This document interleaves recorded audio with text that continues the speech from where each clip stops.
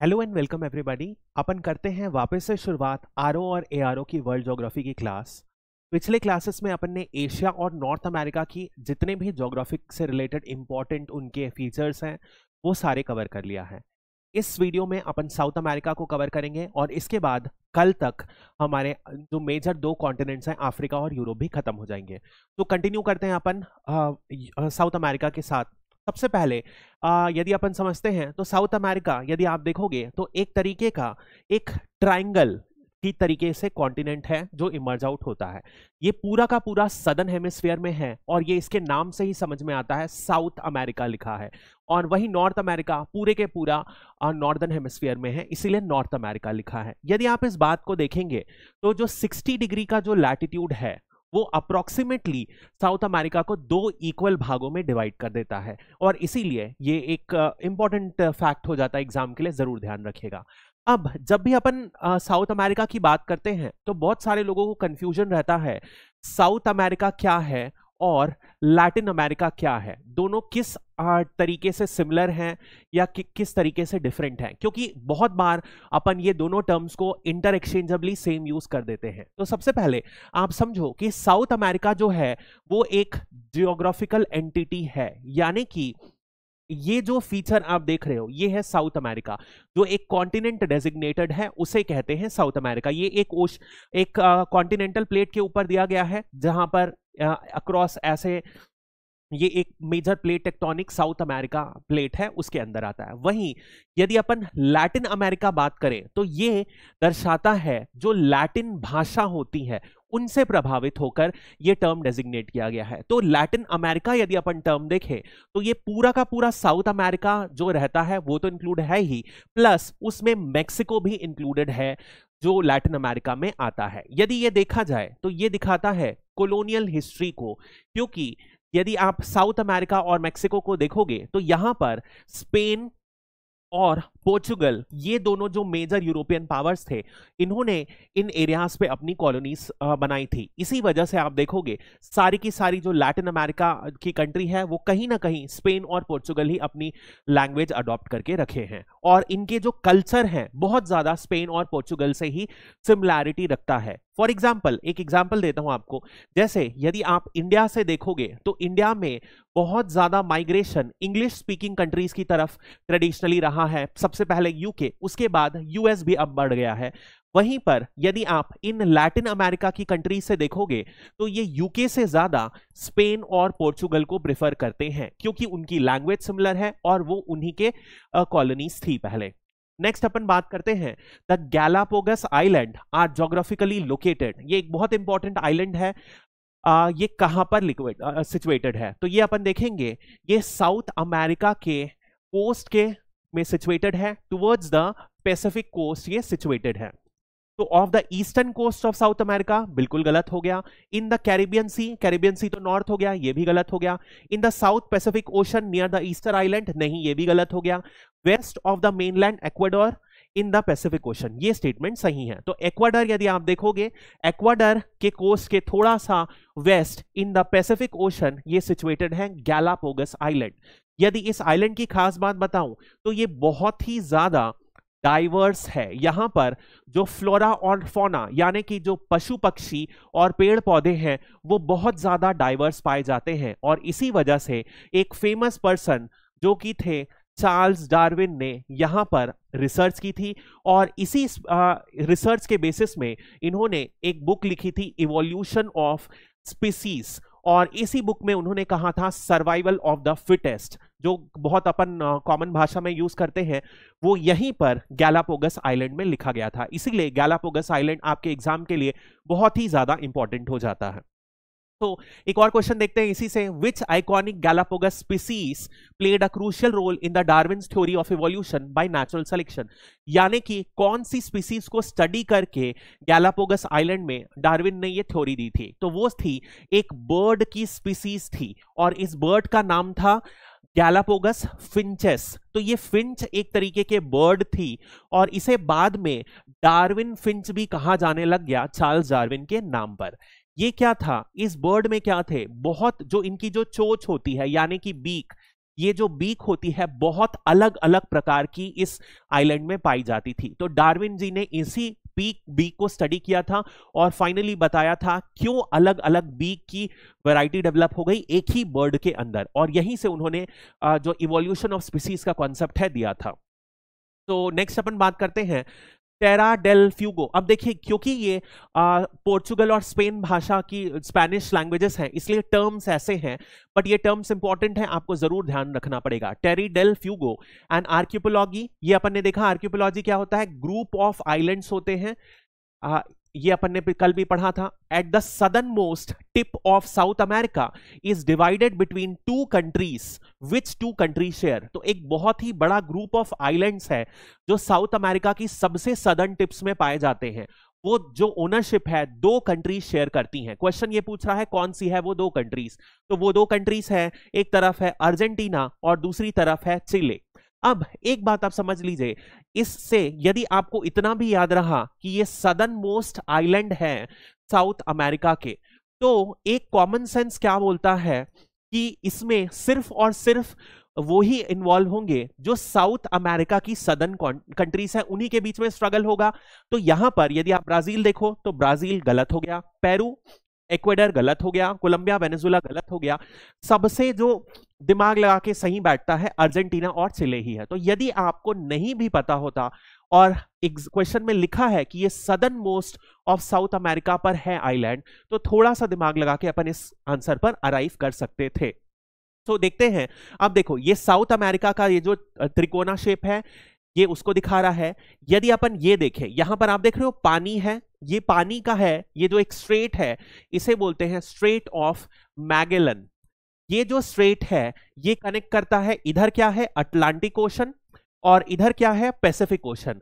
तो ये जो स्ट्रेट है ये मैगेलन स्ट्रेट अटलांटिक को पैसिफिक ओशन से कनेक्ट करता है, ठीक है। और इसी स्ट्रेट के नीचे आप देख रहे हो छोटे छोटे बहुत सारे आइलैंड्स हैं और इसी आइलैंड्स को कहा गया है टेरा फ्यूगो आर्कियोलॉजी। किसके द्वारा ओन है, दो कंट्रीज के बीच में डिस्प्यूटेड है, जो अपन ने अभी देखा चिली और अर्जेंटीना। नेक्स्ट अपन बात करते हैं, तो this is basically the same thing. अब इस में नेक्स्ट अपन बात करते हैं एक और आइलैंड ग्रुप की बात करते हैं, फाकलैंड आइलैंड। यदि कोई फुटबॉल फैन होगा तो उसे इस ग्रुप का पता होगा आइलैंड का। In 1982 the Falkland island were the site of a war, एक युद्ध हुआ था 1982 में दो कंट्रीज के बीच में। कौन सी दो कंट्रीज है आपको बताना है। तो वो जो दो कंट्रीज हैं वो है यूके और दूसरा था अर्जेंटीना। ये दोनों कंट्रीज के बीच में युद्ध हुआ था। सो बी इज द आंसर। क्यों युद्ध हुआ था अभी अपन समझते हैं। तो देखो यहां पर ये वाला आइलैंड अपन ने देखा टेरा डेल फ्यूगो था, और इसी में टुवर्ड्स द अर्जेंटीना के अटलांटिक कोस्ट की तरफ एक ग्रुप ऑफ आइलैंड्स है, इसी को कहा गया है फाकलैंड आइलैंड।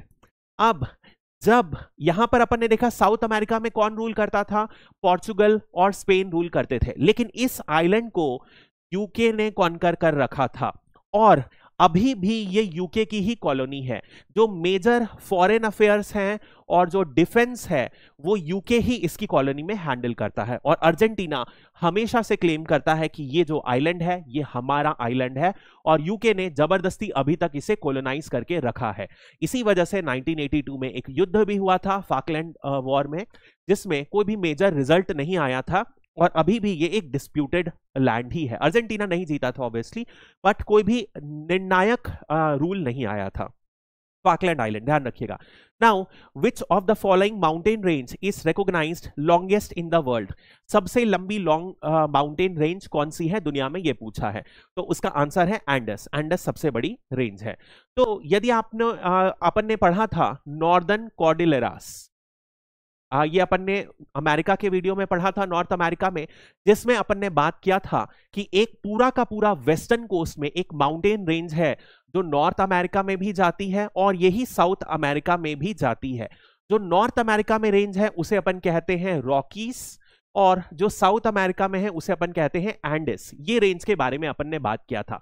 तो यही जो एंडिस रेंज है ये दुनिया की सबसे बड़ी सबसे लॉन्गेस्ट रेंज है। यदि अपन हाइट के टर्म्स में माने तो ये हाइट के टर्म्स में सेकंड हाईएस्ट है। यदि फर्स्ट हाईएस्ट की बात करें तो वो अपना हिमालयास है, माउंट एवरेस्ट अपन ने देखा है सबसे हाईएस्ट पीक है। तो इसके बाद जो सबसे हाईएस्ट पीक है वो आपको इन्हीं रेंजेस में एंडेस के अलोंग मिलती है। यदि आप एंडस को देखोगे तो ये जो एंडस है ये पूरा का पूरा सदर्न अमेरिका के वेनेजुला से ये कंटिन्यू करेगा और ये पूरा का पूरा इस तरीके से पास होते होते ये 7 कंट्रीज को कवर करता है। तो ये देखो बिगिन करेगा वेनेजुला से, कोलंबिया, फिर ये इक्वाडोर में भी पास होगा, लीमा यानी पेरू से पास होगा, फिर बोलीविया, चिली और फाइनली अर्जेंटीना, यानी कि टोटल 7 कंट्रीज से ये पास होता है। और ये आपको ध्यान रखना पड़ेगा, एंडस लॉन्गेस्ट रेंज और दुनिया की सबसे सेकेंड हाईएस्ट रेंज है, ध्यान रखिएगा। नेक्स्ट अपन बात करते हैं, which river system ultimately holds the world's highest waterfall Angel Falls. तो जो दुनिया का सबसे ऊंचा वाटरफॉल है एंजल फॉल्स, ये वेनेजुला कंट्री में पाया जाता है। ठीक है, वेनेजुला कंट्री में पाया जाता है। ये पूछा गया है क्वेश्चन में, ये कौन सी रिवर में सिचुएटेड है? तो ये सिचुएटेड है चुरुन नदी में। ठीक है, ध्यान रखिएगा क्योंकि ये सबसे हाईएस्ट वाटरफॉल है इसीलिए।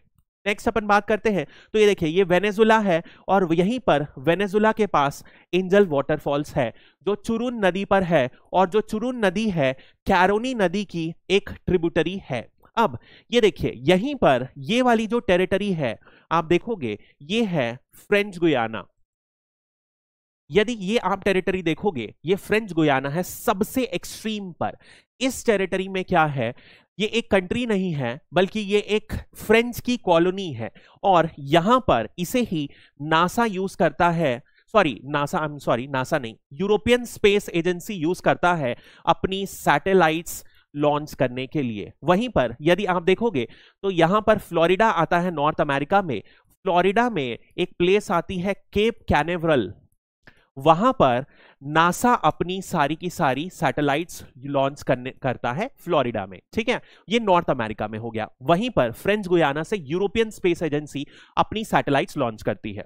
नेक्स्ट अपन बात करते हैं, which region is recognised as the driest place on Earth and is situated on Chile. तो कौन सा ड्राइएस्ट स्टेट है, तो वो है अटाकामा डेजर्ट। ये दुनिया का सबसे ज्यादा ड्राइएस्ट जो है प्लेस है। ठीक है, तो अब कुछ डेजर्ट्स की बात करते हैं। तो एक डेजर्ट देखो अपन ने बात किया अटाकामा डेजर्ट, और दूसरा अटाकामा डेजर्ट आप देखो ये अर्जेंटीना का कुछ पोर्शन, चिली, बोलीविया और पेरू, ये 4 कंट्रीज में स्प्रेड है अटाकामा डेजर्ट। और वहीं पर यहां पर चिली में एक आता है, इसे बोलते हैं पैटागोनियन डेजर्ट। ये जो है टेम्परेट डेजर्ट है। टेम्परेट डेजर्ट यानी कि यहां पर गर्मी नहीं पड़ती है बट यहां पर बहुत एक्सेसिव कोल्ड पड़ती है। अब कोई बोलेगा कि डेजर्ट में से ठंड कैसी पड़ेगी, गर्मी नहीं पड़ेगी, तो डेजर्ट की डेफिनेशन कभी भी टेम्परेचर के ऊपर नहीं होती है बल्कि बारिश यानी कि कितना प्रेसिपिटेशन हो रहा है उसके टर्म्स में डेजर्ट डिफाइन किया जाता है।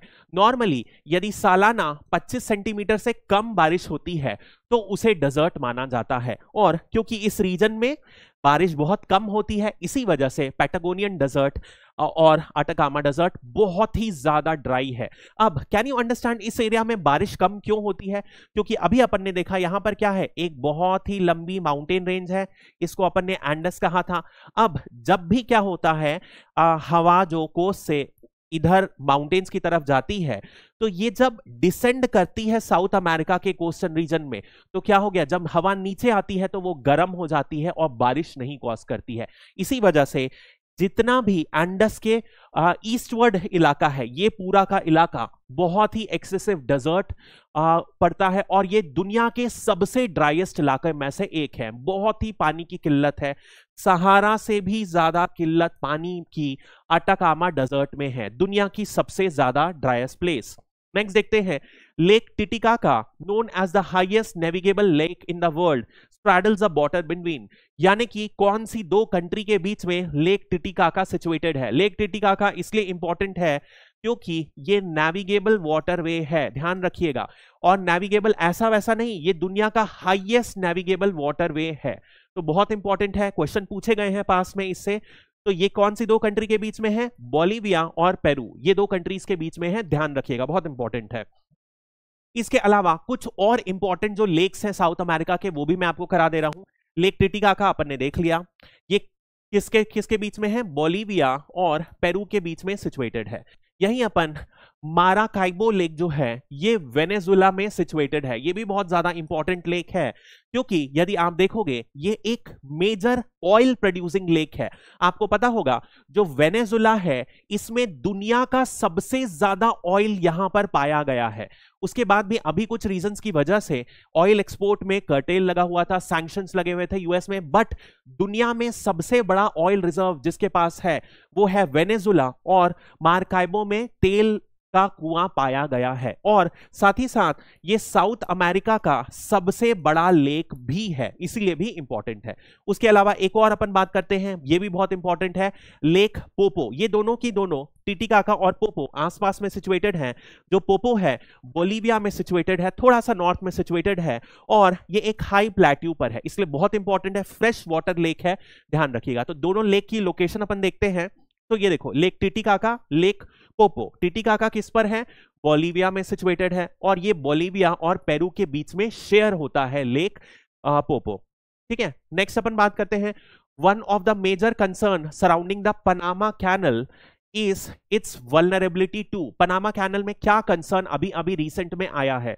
तो recent droughts, cascading reduce water levels and cyclonic activity, यानी कि जो सूखा है वो बहुत ज्यादा बढ़ गया है पनामा कैनल में। सूखा पड़ने की वजह से जो बड़ी बड़ी शिप हैं वो पनामा कैनल से मूव नहीं हो पा रही है। इनफैक्ट जनवरी में जो VLOC होता है, वेरी लार्ज ऑयल टैंकर्स, वो कितने पास हुए हैं आपको पता? 0। तो ये बहुत ही ज्यादा इंपॉर्टेंट है पनामा कैनल इस बार के लिए, क्योंकि एक भी टैंकर पास नहीं हुई है। यहां पर बहुत ही एक्सेसिव सूखा पड़ गया है। कभी कभी पनामा कैनल में क्या होता है, सूखे की जगह बहुत सारे साइक्लोन इंपैक्ट हो जाते हैं, इसी वजह से शिप नहीं पास हो पाती है। तो ध्यान रखिएगा। पनामा कैनल क्या है इसके बारे में समझ लेते हैं। देखो, ये यूनाइटेड स्टेट्स ऑफ अमेरिका है, और यहां पर पूरा का पूरा ये मैक्सिको है, नीचे आया, यहां पर आया पनामा। पनामा के इधर ये जो कंट्री है कोलंबिया है। अब आपको बता दूं कि पनामा कैनल इतना ज्यादा इंपॉर्टेंट है क्योंकि यूएस हमेशा से चाह रहा था। अब देखो, जैसे यूएस को वेस्ट कोस्ट से ईस्ट कोस्ट जाना है तो समुद्र के सहारे जाने के लिए वो लगातार नीचे से जाता था, और यहां पर यहां पर जो स्ट्रेट ऑफ मैगेलन अपन ने बात किया था, यहां से जाके वो न्यूयॉर्क जाता था। ये पूरा का पूरा यदि आप देखोगे तो ये एक बहुत ही लंबा सफर हो जाता था। अब यूएस को जाना होता है तो ये बस यहां पे close to more than 3 times distance ज्यादा ट्रैवल करना पड़ता है। इसी वजह से ये यूएस के लिए बहुत इंपॉर्टेंट है। इसी वजह से मैं एक छोटी सी स्टोरी आपको सुनाता हूं। जब कोलंबिया में जो पनामा था ना, वो इनिशियल एक अलग कंट्री नहीं थी, वो कोलंबिया का ही पार्ट था। फिर यूएस ने जब प्रपोज किया कि पनामा कैनल हम बना देते हैं, तो कोलंबिया वालों ने मना कर दिया कि यूएस हमारे अंदरूनी मैटर्स में इंटरफेयर कर रहा है। बट हुआ क्या, जब ऐसा नहीं हुआ तो यूएस ने कोलंबिया में क्या करा दिया, एक विद्रोह करा दिया, पैसा करा के एक ऑपोजिशन पार्टी से विद्रोह करा दिया। और उसके बाद जब उन्होंने पनामा डिक्लेयर किया तो यूएस ने उस कंट्री को तुरंत रिकॉग्नाइज कर दिया। और जैसे ही पनामा बना, पनामा गवर्नमेंट को यूएस ने पैसा देके एक कैनल बनवा लिया, इसे ही कहते हैं पनामा कैनल। ये एक्चुअली एक लैंड टेरिटरी को, पतली सी लैंड टेरिटरी में लॉक्स बना के कनेक्ट करता है। तो पनामा कैनल कौन दोनों को कनेक्ट करता है? इधर अटलांटिक ओशन आएगा इन द ईस्ट, और वेस्ट में आएगा पैसिफिक ओशन। ये दोनों के बीच में शॉर्टेस्ट पॉइंट है, बहुत इंपॉर्टेंट है, ध्यान रखिएगा। और अभी ड्रॉट की वजह से इसमें सूखा पड़ा है, जिससे इस रूट पर बड़े बड़े ऑयल टैंकर नहीं जा पा रहे हैं। नेक्स्ट अपन बात करते हैं the straight of Magellan, a crucial waterway global trade connects. ये भी अपन ने देख लिया है। साउथ अमेरिका के नीचे में एक छोटा सा स्ट्रेट है जो अटलांटिक और पैसिफिक को कनेक्ट करता है। So Atlantic and Pacific ocean separating South America from Antarctica, this would be the most accurate. ठीक है, सो ये यहां से जाने का। अब जब जो ऊपर का जो पैसिफिक का जो पनामा कैनल नहीं बना था, तब तक इस कैनल की बहुत ज्यादा महत्व थी। एक बार पनामा कैनल बन गया तो मैगेलियन जो स्ट्रेट है, इसकी महत्व इंटरनेशनल अफेयर्स में कम होती गई। ठीक है, नेक्स्ट अपन बात करते हैं, Which of the following about Pantanal wetland is correct? ये एक बहुत ही इंपॉर्टेंट वेटलैंड है। इसे कुछ समय पहले रामसर साइट डिक्लेयर किया गया था, इसीलिए मैंने इस क्वेश्चन को इनकॉर्पोरेट किया है। देख लीजिए इस क्वेश्चन को। ये क्या है? एक एक्सटेंसिव डेजर्ट। क्या वेटलैंड कभी भी डेजर्ट होती है? नहीं, आंसर गलत हो गया। A network of interconnected lakes, ये भी गलत हो गया, नॉर्थ अमेरिका में तो है ही नहीं, साउथ अमेरिका में है। अ यूनिक कोरल रीफ, नहीं कोरल रीफ भी नहीं है। The world's largest tropical wetland spanning Bolivia, Brazil and Paraguay, ध्यान रखिएगा ये भी इंपॉर्टेंट है। तो ये दुनिया की सबसे बड़ी ट्रॉपिकल वेटलैंड है, ठीक है। वेटलैंड क्या होता है, एक तरीके से ना ये एक फॉरेस्ट और ग्रासलैंड दोनों के, जब फॉरेस्ट या नदी जो रिवर फ्रेश वाटर इकोसिस्टम है, दोनों के बीच का जो मिक्स, जो ट्रांजिशनल इकोसिस्टम होता है उसे बोलते हैं वेटलैंड। यानी कि पानी बहुत ज्यादा अवेलेबल होता है, और ट्रॉपिकल का पैंटानल जो है सबसे बड़ा ट्रॉपिकल वेटलैंड है, ठीक है। ये 3 कंट्रीज का नाम ब्राजील, बोलिविया एंड प्रेग को जरूर ध्यान रखिएगा। BPB ऐसा एक्रोनिम बना सकते हैं, या BBP या PBB, इस तरीके से ध्यान रखिएगा, ठीक है। नेक्स्ट अपन बात करते हैं, ये भी एक बहुत इंपॉर्टेंट क्वेश्चन है, ध्यान रखिएगा। The lithium triangle refers to a region rich in lithium deposits located in, ये जो लिथियम ट्राइंगल है इसे एक और शब्द बोला जाता है ABC ट्राइंगल। ए से आता है अर्जेंटीना, बी से आता है बोलिविया, सी से आता है चिली। ये रीजन है, ये इसलिए फेमस है क्योंकि आपको समझ में आ रहा होगा कि अभी क्या हो रहा है, EV व्हीकल्स की बातचीत चल रही है। ईवी व्हीकल्स किससे चलती है, बैटरी से चलती है, और बैटरी कौन सी यूज करते हैं अपन, लिथियम आयन बैटरी यूज करते हैं। लिथियम एक बहुत ही ज्यादा इंपॉर्टेंट मिनरल हो गया है आज के जमाने में, एक क्रिटिकल मिनरल का दर्जा मिल चुका है लिथियम को। इसी वजह से लिथियम ट्राइंगल जो साउथ अमेरिका का है न्यूज में बहुत रहता है और बहुत ही इंपॉर्टेंट है। ABC ट्राइंगल आप देखिए, ये दुनिया का, यहां 45% लिखा है बट एक्चुअली वो 60% है। 60% लिथियम रिजर्व्स को कैरी करता है। अर्जेंटीना, बोलिविया और चाइल के बीच में एक ट्राइंगल जैसा बनता है। इस रीजन में दुनिया का सबसे बड़ा जो लिथियम का रिजर्व्स है पाया गया है। नेक्स्ट अपन बात करते हैं मैच द कॉलम। ये क्वेश्चन पर्टिकुलरली साउथ अमेरिका की ज्योग्राफी से रिलेटेड है। ये सारे टर्म्स हो सकता है आपको नए लगे, टफ लगे, लेकिन जरूर ध्यान रखिएगा, इंपॉर्टेंट है। ये टर्म्स हैं कुछ कुछ ज्योग्राफिकल, और इनका साउथ अमेरिका में कुछ एक पर्टिकुलर नाम है, वो नाम आपको ध्यान रखना पड़ेगा। ये क्या बात करते हैं, तो जैसे कि पैम्पस, पैम्पस जो होता है वो एक टेम्परेट ग्रासलैंड होता है, यानी कि ऐसी ग्रासलैंड जो टेम्परेट एरिया में पाई जाती है उसे पैम्पस बोला जाता है। ऐसे ही यदि अपन सेल्वस की बात करें तो सेल्वस क्या होता है, एक ट्रॉपिकल रेन फॉरेस्ट होता है। तो दिस वुड बी इक्वेटोरियल, यानी कि equatorial rain forest, C would be the most appropriate. इसके अलावा यदि आप काटिंगा देखोगे तो ये जो थॉर्नी जो एरिड एरिया में जो थॉर्न लाइक बुशेस पाई जाती हैं उन्हें कटिंगा बोला जाता है। तो this would B thorny deciduous thorny scrubland. इसके अलावा ललानोस जो होती है ये एक सेमी एरिड रीजन में जो ट्रीलेस फीचर होता है उसे ललानोस बोला जाता है। Treeless savanna and swampy grass. और फाइनली यदि आप कैंपस बोलोगे तो कैंपस आता है ट्रॉपिकल ग्रासलैंड। ये सारे फीचर नाम मैं जानता हूं आपके लिए टफ होगा, पहली बार सुन रहे होगे तो शायद याद रखना और डिफिकल्ट होगा, बट ये सारे नाम please remember it by heart, बहुत ज्यादा इंपॉर्टेंट है एग्जाम के लिए। तो ललानोस ये जो है ये वो इसका आंसर्स हैं, जरूर देख लीजिएगा इसको। नेक्स्ट अपन बात करते हैं, सो यही जो है ललानोस, सेल्वास, ये बेसिकली क्या है, साउथ अमेरिका में जो नाम दिया गया है उसको कहा गया। फॉर एग्जाम्पल जो पैम्पस है वो क्या कहते हैं, वो साउथ अमेरिका की टेम्परेट ग्रासलैंड को कहते हैं। तो जो पर्टिकुलर नाम है साउथ अमेरिका के ज्योग्राफिकल फीचर्स के, वो मैंने आपको कराया है। नेक्स्ट अपन बात करते हैं, the Amazon river traverses multiple countries. In fact यदि आप अमेज़न रिवर का देखोगे तो ये 4 कंट्रीज से पास होती है। तो ये क्वेश्चन पूछ रहा है कौन सी वो 4 कंट्री है जिससे अमेज़न रिवर पास होती है। अब एक नदी, एक कंट्री जो आपको पक्का पता होगा वो है ब्राजील, क्योंकि ब्राजील में जो अमेज़न रिवर का है सबसे ज्यादा एरिया यहीं से पास होता है, तो ब्राजील तो है ही। अर्जेंटीना तो काफी नीचे हो गया तो नहीं होगा। Colombia, Peru and Venezuela. Brazil, Bolivia, Chile and Peru. Chile काफी नीचे हो गया, ये नहीं हो सकता। ब्राजील, सरीनेम, तो ये भी नहीं हो सकता। आंसर है B, Brazil, Colombia, Peru and Venezuela. कई बार जब हमें एग्जैक्ट आंसर याद नहीं रहता है तो अपन एलिमिनेशन टेक्निक यूज करके एलिमिनेट कर सकते हैं। जैसे चिली तो बहुत नीचे है तो ये नहीं होता, इसलिए मैंने इस ऑप्शन को काट दिया। गुयाना एकदम एक्सट्रीम में है जहां पर गयाना और सरनेम पर अमेज़न नहीं बहती है, मुझे पता है, सो ये दोनों एलिमिनेट हो गए। अगेन अर्जेंटीना में भी नहीं है, मुझे पता है। तो एक आध कंट्रीज हो सकता है, यदि आपको मैप की बेसिक नॉलेज है तो आप उससे इन तरीके के जो डिफिकल्ट क्वेश्चंस हैं उसे भी आप कर सकते हो। तो B would be the answer. तो कोलंबिया, फिर पेरू, ठीक है, फिर ब्राजील से तो बहेगी ही, और कैन यू सी दैट, फिर ये इस तरीके से बह रही है, ठीक है, इक्वाडोर, पेरू और इस 4 कंट्रीज को कवर करती है। नेक्स्ट अपन बात करते हैं, विच of the following statements about active volcanoes of South America is correct. मतलब अब ये एक्टिव वॉल्केनोस, ये भी बहुत टिपिकल ज्योग्राफी का क्वेश्चन है, बट बहुत इंपॉर्टेंट क्वेश्चन है, इसलिए ध्यान रखिएगा। Cotopaxi is the highest volcano in the world, ये गलत है। ये इक्वेडर में ही है कोटोपैक्सी, बट हाईएस्ट वॉल्केनो नहीं है। The eruption of El Misti in 1982 triggered the deadliest volcanic lahars. लहर मतलब एक मैग्मा जैसा होता है। तो जो एल मिस्टी है ये एक मेजर वॉल्केनो है पेरू का, ध्यान रखिएगा, और ये रीसेंट टाइम्स में इमर्ज हुआ है 2000 के कुछ समय पहले। तो ये स्टेटमेंट सही है, ये गलत है, ये सही है। Fuegino is the southern most active volcano in the Andes, ये बिल्कुल सही है। All active volcanoes in the Andes are stratovolcanoes, stratovolcanoes ये गलत है। बहुत टाइप के वॉल्केनो होते हैं जिसमें स्ट्रैटोवॉल्केनो एक होता है, स्ट्रैटोवॉल्केनो बड़ा होता है बेसिकली, और उससे भी बड़े वॉल्केनो होते हैं जैसे बसाल्टिक, वो आपके कोर्स के बाहर हो जाएगा, रेलेवेंस नहीं है। तो इसका आंसर बी और सी होगा। इस क्वेश्चन को कराने का मतलब ये था, ये नहीं था कि आप सिर्फ और सिर्फ इसी क्वेश्चन को देखो, आपको कुछ चीजें ध्यान रखनी है कि कोटोपैक्सी, 2-3 नाम जरूर याद रखिएगा।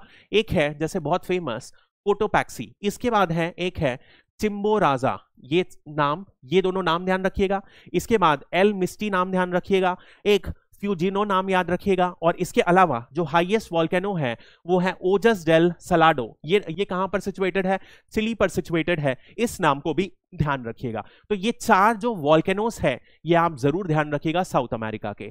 इसके साथ हमारा साउथ अमेरिका का जो पूरा का पूरा ज्योग्राफी का फीचर्स हैं वो खत्म हो जाता है। सबसे जो इंपॉर्टेंट टॉपिक्स हैं जो न्यूज में हैं, जिनसे क्वेश्चन ज्यादा आता है, वो ही मैंने कवर कराया है। I hope you like the video. Thank you and have a great day.